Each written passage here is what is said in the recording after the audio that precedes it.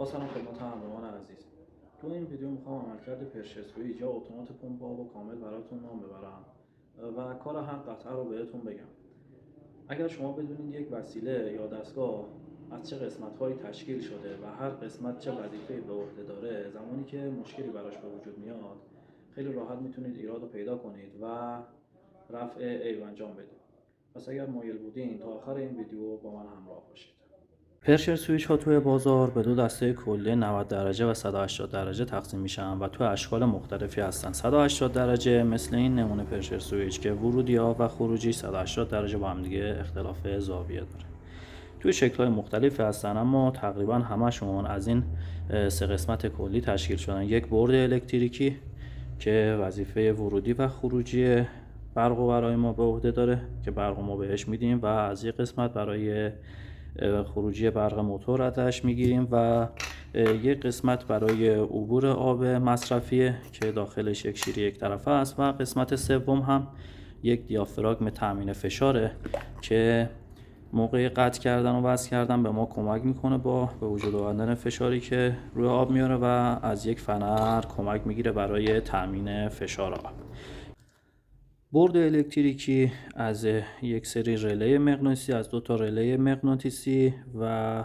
یک سری قطعات الکترونیکی و یک رله برای قطع و وصل کردن برق خروجی تشکیل شده و دو تا وریستور برای حفاظت داخلش قرار داره که عمده ترین چیزهایی که روی این برد خراب میشه اولیش همین رله است و رله های مغناطیسی میتونن خراب بشن یا وریستورها بسوزن و دیگه ما برق خروجی رو نتونیم از برد بگیریم و یا اینکه برق خروجی به صورت یک سره وصل باشه که فشار زیادی به موتورمون میاره. قسمت مخزن این پرشر سویچ تشکیل شده از یک آببند و یک شیر یک طرفه که روی این شیر یک طرفه یک آهنربا قرار داره و وظیفه فرمان دادن به این رله های مغناطیسی بر عهده اون آهنربا است. عملکرد پرشر سویچ به این شکله که یه برق ورودی بهش میدیم و از برق خروجی برای پمپ میگیریم که ما از لامپ به عنوان پمپ استفاده کردیم. زمانی که آب مصرفی خونه قطع هست، کلید یک طرفه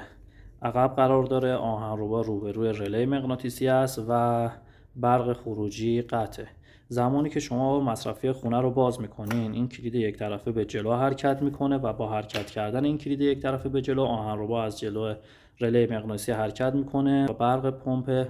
منزلتون وصل میشه، شروع میکنه به کار کردن. زمانی که شما آب مصرفی خونه رو قطع میکنید، این شیر یک طرفه برمیگرده سر جاش و آهنربای شیر یک طرفه روبروی رله مغناطیسی قرار میگیره و باعث قطع شدن برق خروجی پمپ آب منزلتون میشه. اگر به هر دلیلی این سیستم کار خودش رو درست انجام نده، یعنی این شیری یک طرفه از سر جاش تکون نخوره یا این رله ها به هر دلیلی کار خودش رو درست انجام نده، یا پمپ آب منزلتون کلا روشن نمیشه و یا روشن میشه و دائم توی مدار هست و خاموش نمیشه که اگر دائم روشن بمونه باعث میشه که جریان کشی زیادی به وجود بیاد و باعث سوختن پمپ آب منزلتون میشه.